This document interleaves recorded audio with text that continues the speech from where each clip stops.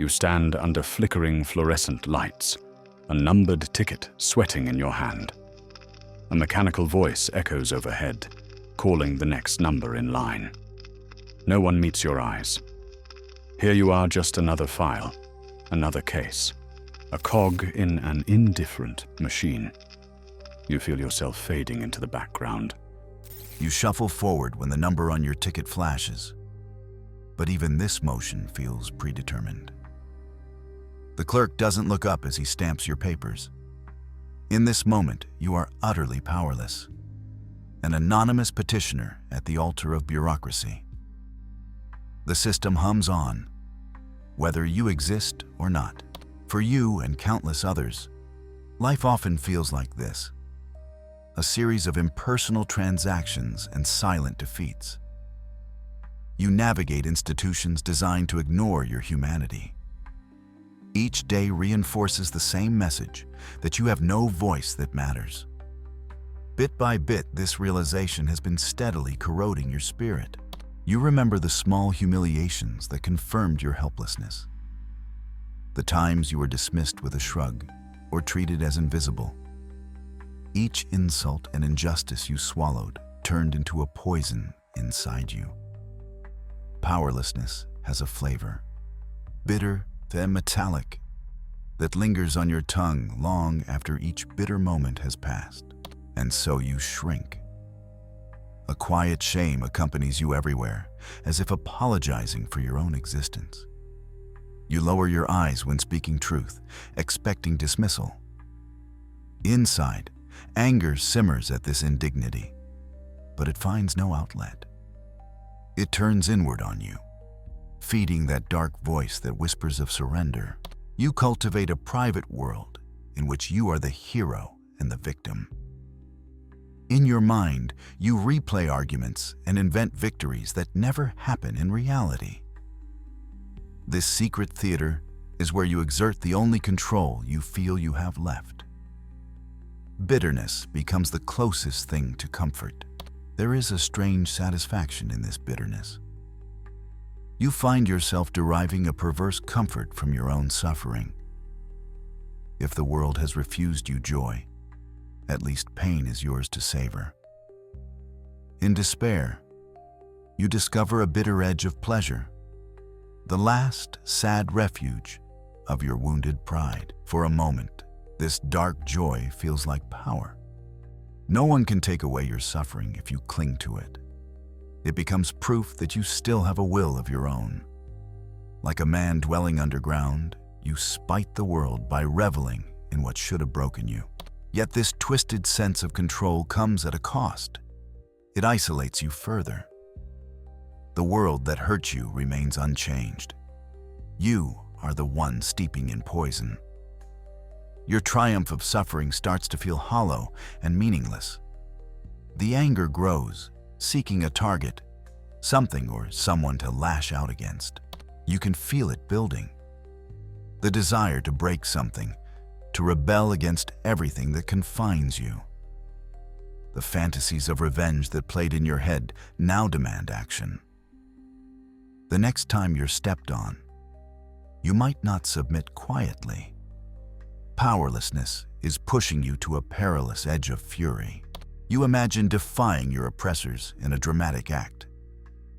Perhaps you fantasize about telling your boss what you think, consequences be damned, or walking out on those who belittle you, slamming the door behind you. These daydreams of rebellion give you a flicker of hope that you could seize control. But words and small exits no longer satisfy the fury inside you. A deeper rebellion calls to you, a thought that frightens even as it thrills. What if you could truly break free, shatter every chain with one decisive act? This idea glows hot in the darkness of your mind. You might consider doing something unforgivable to prove to yourself that you aren't completely defeated. This temptation whispers that asserting your will, even through evil, is better than living as a pawn. You recall Raskolnikov, a desperate student in Dostoevsky's pages, who felt the same way and chose murder to test his limits. He learned, as you would, that this kind of rebellion carries a terrible price. In trying to become powerful through a violent act, he destroyed his soul. Instead of freedom, he found anguish and remorse. His story is a warning echoing in your conscience. Even as rage tempts you, maybe you won't commit a crime, but the same destructive urge can take other forms. It could be as simple as sabotaging your own happiness out of spite. Perhaps you push away someone who cares about you, or abandon an opportunity. To feel like you're in control of your fate, you might hurt the very person who reaches out a hand to help you. Out of bitterness, you choose to reject kindness, to show that you need nothing. This is another kind of rebellion, punishing not only the world, but yourself. And it leaves you even more alone than before.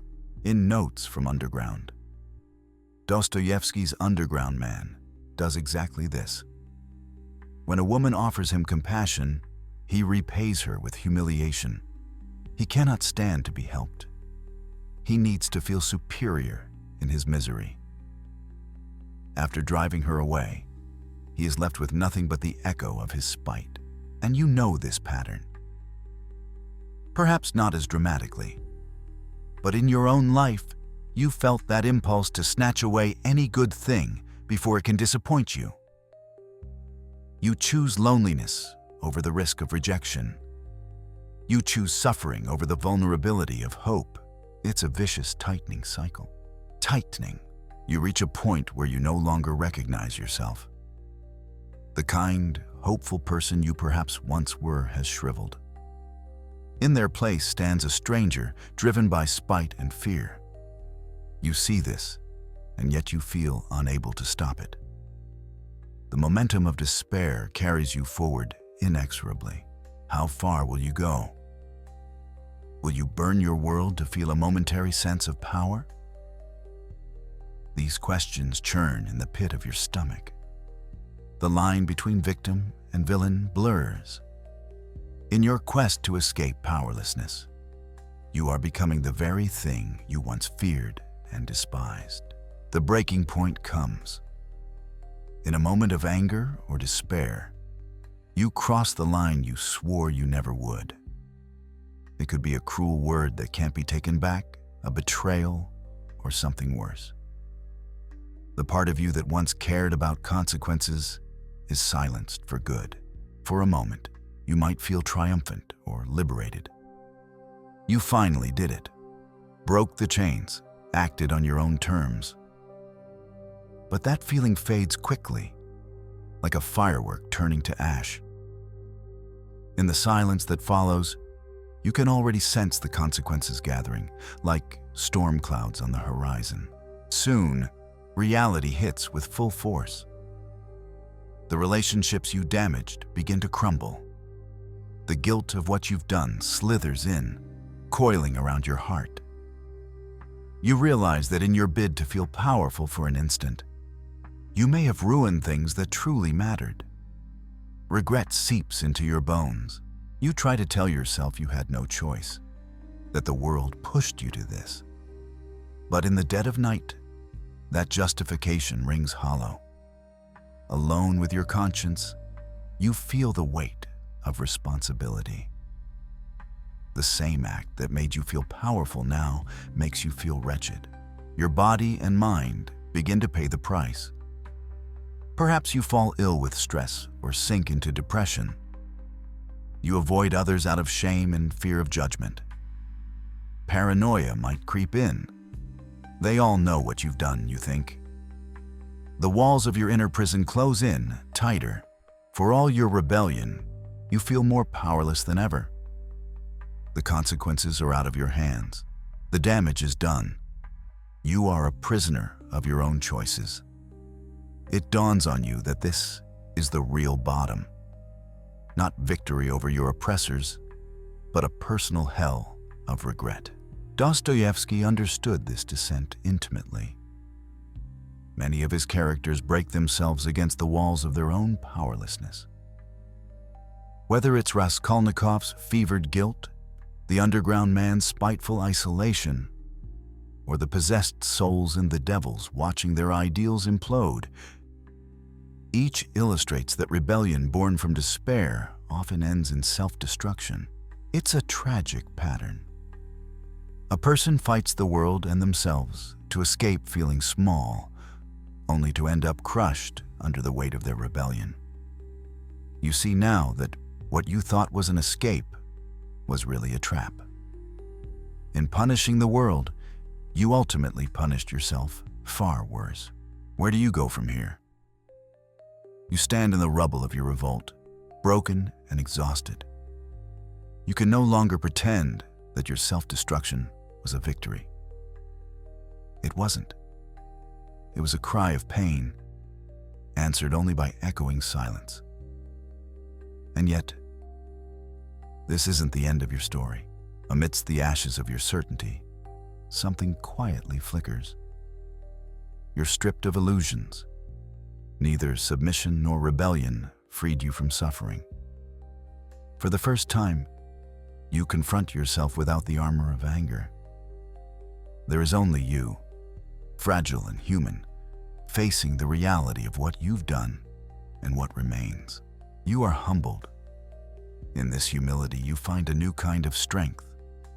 Not the destructive strength of rage, but a quiet resilience. You realize living in spite or dying in defiance are not your only options. You can choose to live differently, even if nothing around you has changed. At last, you grasp a truth Dostoevsky hinted at. Suffering can purify or educate the soul if you let it. This is not the false heroism of seeking pain, but the quiet heroism of enduring it.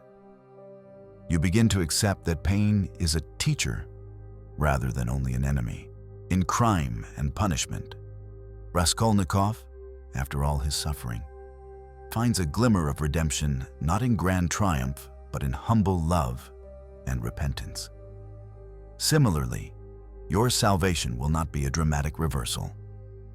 It will come quietly, through small choices to face life honestly and to endure it without bitterness. You start to understand that true power is not dominance over others or fate, but mastery over yourself. To carry your burden without surrendering your integrity, that is strength. It's the strength Sonia had, waiting for Raskolnikov in Siberia, and the strength you must find deep within your own soul. This realization doesn't erase your past or your mistakes. The consequences remain, and you must face them. But you face them now with a different spirit. Instead of running or raging, you stand and accept what comes. There is a quiet dignity in this, the beginning of atonement and self-forgiveness. Remember that bureaucratic line where you felt like a number? You might still stand in that line tomorrow. The system hasn't changed, but you have. You stand a little straighter now, carrying your invisible burden with resolve. You are beaten, but not defeated. Wounded, but alive, and willing to continue. You carry on. Not with fanfare, but with solemn understanding. The chains of your past still clank with each step, but they no longer paralyze you. Each day you carry them, you grow stronger than them. Step by step, you move forward through the pain, alive and still determined. Here is the subtle redemption in Dostoevsky's vision. Not a happy ending, but a truly meaningful one. Trials, humiliations, desperate flailing against life. They were not in vain if they bring you to this honesty and humility. You carry the scars, but you also carry on, and that is everything. You are not cured of suffering, nor are you happy. But you have changed profoundly. You have looked into the darkest part of yourself and emerged, scarred, but still alive. You have learned what it means to fall and get back up, carrying your past without letting it define you. In this journey through powerlessness, despair, rebellion, and repentance, you have found something heroic: the willingness to live. This willingness is not born of naivety. It comes from confronting the very worst in yourself and still saying, "I will go on." It's a subdued heroism, but heroism all the same. Dostoevsky never offered easy answers, nor does life. But he showed that even in the depths of powerlessness, a person can find a spark of meaning. That spark might be tiny, but it is still enough to light a way forward. You have found that spark within your own suffering. In the quiet of this understanding, you realize you were never truly alone. Countless others carry similar chains, step by step, day by day. They too continue despite the weight. In this shared burden, there is a silent fellowship of endurance, a bond beyond words that links you to others. You find that life still goes on quietly. No applause marks your days, no audience sees your struggle. Yet each day you endure is a triumph of a different kind. Step by step, with your chain in hand, you walk forward into tomorrow's uncertain light, but light nonetheless. You need no one's permission or praise to live. Others may never fully know the battles you fight or the weight you carry. But that's all right. You know why you continue, and that is enough. In that quiet knowledge lies a freedom that cannot ever be taken from you. Your story is no less real or important for being unseen. In a world obsessed with power and noise, you have learned the value of quiet persistence. Yours is a subtle heroism that will never make headlines. Yet it matters more than most will ever truly know or understand. If you have listened this far, it means some part of you already knows these truths. Deep down, you carry a spark that refuses to be extinguished. Despite everything, you are still here, still seeking meaning, still open to change. That is no small thing. Not at all. By acknowledging this, you join the quiet legion of souls who throughout history have borne their burdens and kept walking. You become part of something larger, the human resilience that Dostoevsky himself knew well. A story of suffering transformed into strength and meaning, a story that continues with you. Let this be a quiet celebration of that resilience. Every step you take forward is a defiance of despair. Every day you choose to live is a victory. This is courage in its purest form, to bear the weight of your sorrows and yet keep moving forward, unbowed and unbroken. We have walked this road together to its end, and yet this end is only the beginning of another journey. Your story, like life, goes on. The road stretches out again before you, into the unknown. The story goes on, and so do you. You have what you need to continue. For those who have walked this entire path, let us mark this moment quietly. In the comments, leave a single line as a testament to this journey. I carry the chain and walk on. Let these words be a recognition that you truly understand and that you too will endure.